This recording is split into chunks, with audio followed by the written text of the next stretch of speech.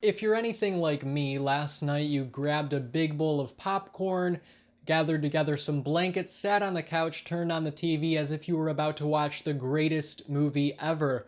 But no, it wasn't a movie. Instead, although it was quite entertaining, it was the first GOP debate of the election cycle, hosted by Fox News in Cleveland at the Q Arena downtown. So originally I tried or intended to get into this event in person. I wanted to cover it for TeenTake, thought it would be a great opportunity. So I applied for media accreditation through the GOP to get adequate credentials to access the event as a member of the media. And believe it or not, they said, due to overwhelming demand, we simply can't have you come, which I found quite interesting considering that the Q actually houses over 20,000 seats, and even during the debate, you could see that there were tons of empty seats. However, although this debate was sponsored by Fox News, which was initially a concern of mine since the candidates are conservative and Fox is conservative, so it was a conflict of interest in many ways, but I have to give credit where credit is due to the three moderators, Megyn Kelly, Chris Wallace, and Brett Baer. They actually asked many tough questions of the candidates. Again, I was very surprised by this. Two instances specifically that I recall are when Megyn Kelly confronted Trump on the fact that his businesses have gone bankrupt on many occasions. And she said, how can you make America great again and alleviate the national debt of 18 trillion now if many of your businesses have lost money, have gone bankrupt? How do you justify that? And I believe Chris Wallace asked of Jeb Bush, he said, what's your response to people who say, well, if you get elected into office, you will continue the Bush dynasty in the White House? And what statement is that making about democracy or the representative model of our country? What's your response to that? So I thought those were fantastic questions. Again, very surprised by them. But let's get now into the nitty-gritty of the candidates and their policies. To be clear, these were the top 10 GOP candidates in the polls. Firstly, Dr. Ben Carson, he was sidelined in the debate, I thought, but he did have a powerful response to one question on race relations and police brutality. Carson said, I'm a neurosurgeon. When I operate on people, when I perform surgery, I'm not focused on the color of their skin or their socioeconomic status or any other physical attribute. I instead am just concerned on doing my job and improving their lives. And race cannot be a divider in this country. Instead, it needs to be a unifier, and we can't let the powers that be continue to gain votes and capitalize off this racism that we're allowing to divide the country. So I thought that was a great response. Next up was Jeb Bush. He was talking much about Common Core and how government must be involved in these educational standards, which I disagree with profoundly. I think Common Core is nothing but a failure. You can't universalize education, and changing the whole system of mathematics is not intelligent in my view. And further than that, we're not learning vocational skills, which is actually what Senator Marco Rubio brought up. He said, and quite frankly, I think he's more a politician than a businessman or an ordinary person, and I think that was a negative aspect that he embodied in the debate. But that aside, he said he was a proponent of vocational schooling in college. He said, we need to help improve people's skill sets in, for example, manufacturing. So instead of outsourcing jobs to China, we can have them here domestically.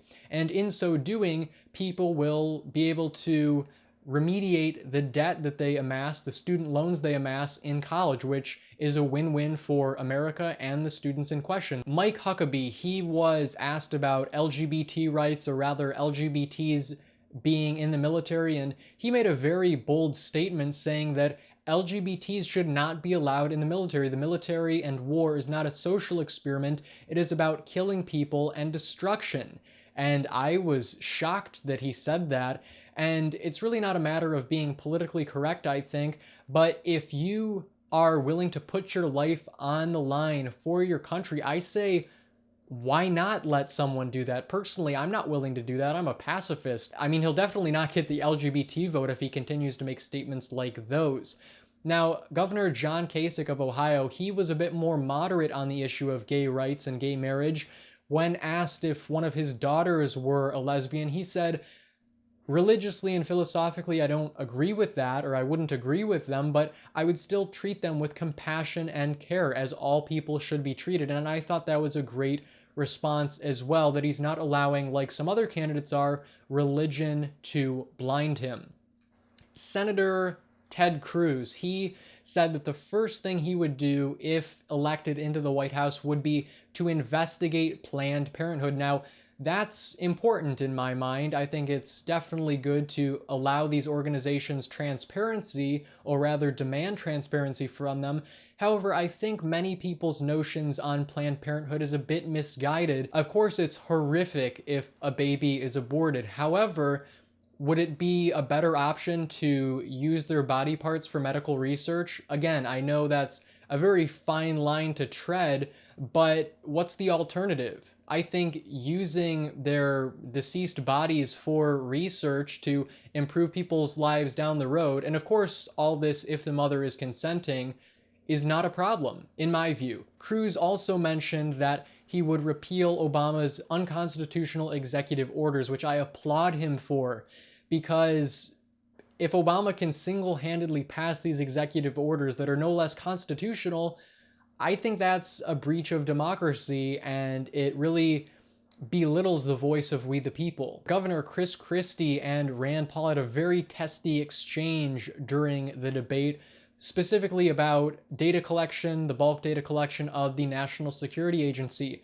Christie was on the side of more security, less liberty, because on September 10th, 2001, he was appointed as the U.S. Attorney for the state of New Jersey. So he has much experience with that and the terrorist attacks of 9/11, which is tragic.